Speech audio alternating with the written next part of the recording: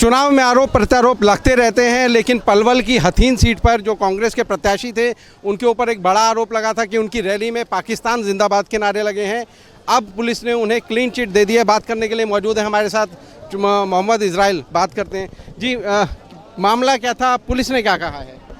देखिए, पुलिस ने हमें क्लीन चिट दी हमारे बच्चों को, जिन्होंने आरोप लगाया था कि हमारे जो रोड शो में बच्चे नारे लगा रहे थे इसराइल जिंदाबाद के, उन्होंने पाकिस्तान जिंदाबाद के नारे लगाए हैं। लेकिन हमने दरख्वास्त लगाई, गुहार लगाई न्याय के लिए, तो पुलिस ने उन्हें क्लीन चिट दी कि ऐसा कोई नारा लगा नहीं, और जो एडिट करके इधर उधर से दिखाया गया है ये सरासर गलत है। जिसने ये दिखाया है उस दोषी के खिलाफ सजा, उसके खिलाफ कार्रवाई होगी। पुलिस कार्रवाई करके उन्हें जेल के सलाखों के बीच में पहुंचाया जाएगा। इस मामले में FIR number 123/2024 police station Utawad और SP ऑफिस पलवल के अंतर्गत ये आता है। उस पर जो उचित कार्रवाई उसके लिए उसमें अभी वो चल रहा है मामला। पुलिस अपनी कार्रवाई में जुटी हुई है। पता लग पाया कि कौन लोग थे जिन्होंने ये एडिटेड किया? पुलिस अपनी जब छानबीन करेगी तो उसमें कहीं ज़रूर पता लग जाएगा, क्योंकि उसमें सब कुछ साफ है।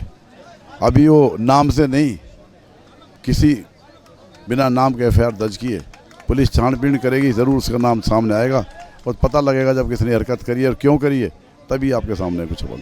आपको क्या लगता है, क्या कोई ये राजनीतिक षड्यंत्र था? ये राजनीतिक षड्यंत्र था और ये बौखलाहट थी यहाँ BJP में और BJP की B टीम इनेलो बसपा में।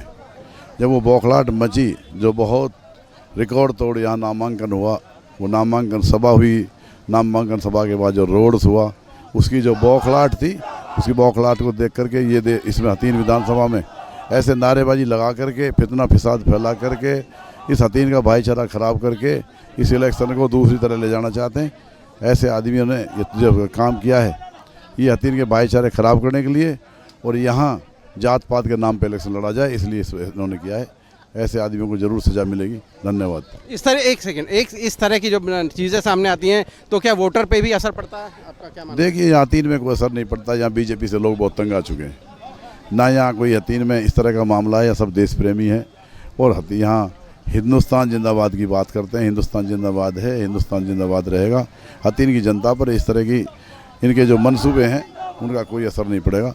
हथीन विधानसभा क्या, हरियाणा में ही कांग्रेस की लहर चल रही है और हथीन में भी कांग्रेस जीतने जा रही है रिकॉर्ड तोड़ मतों से, और हरियाणा में कांग्रेस सरकार बनने जा रही है। उस कांग्रेस सरकार में हथीन का हिस्सा रहे, इसलिए हथीन की सीट भी बहुत भारी मतों से जीतने जा रही है। आखिरी सवाल, आपने कहा कि वोट, अभी भाषण देते दौरान कि वोट कटुओं से सावधान, उसका मतलब क्या है? वोट काटू पार्टी जो BJP के इशारे पर हरियाणा प्रदेश में काम कर रही है, चाहे इनेलो हो चाहे बसपा हो, वो सिर्फ BJP के इशारे पर, BJP के हुक्म पर वो यहाँ हरियाणा प्रदेश में इलेक्शन लड़ रही हैं, क्योंकि यहाँ BJP को फ़ायदा हो ऐसी जगह वो कैंडिडेट उतारते हैं। यहाँ भी जो वोट काटने के लिए, BJP को फ़ायदा पहुँचाने के लिए जो इनेलो बसपा ने कैंडिडेट उतार, उसका सिर्फ एक ही मकसद है कि वोट यहाँ कट जाएं और कट करके BJP को फ़ायदा हो जाए। 2019 में भी क्या यही हुआ? 2019 में बसपा से इलेक्शन लड़कर यही हुआ था, सबके सामने, हर आदमी जानता है। क्योंकि अब सबको सामने ये है कि BJP के लिए उन्होंने वोट मांगा है और BJP के लिए वोट दिलाया है। इससे लोकसभा में सबको पता है वो BJP के एजेंट है, BJP के लिए काम कर रहे हैं। तो ये थे हमारे साथ कांग्रेस के हथीन से प्रत्याशी मोहम्मद इजराइल, जिन्हें पुलिस ने अब क्लीन चिट दे दिया है, क्योंकि आरोप लगे थे कि इनकी जब नामांकन भरा था इन्होंने इनकी रैली के दौरान पाकिस्तान जिंदाबाद के नारे लगे थे। लेकिन अब इनका कहना है कि पुलिस ने इस मामले में उस जो वीडियो था उसमें क्लियर कर दिया कि ये उस वक्त नारे नहीं लगे थे। शायद इनका आरोप है कि अब जो मोहम्मद इजराइल का आरोप है कि ये एडिटेड वीडियो था। हालांकि आरोपी कौन है इस मामले में अभी तक सामने नहीं आया है, लेकिन इनका मानना है कि जल्दी वो लोग सामने आएंगे।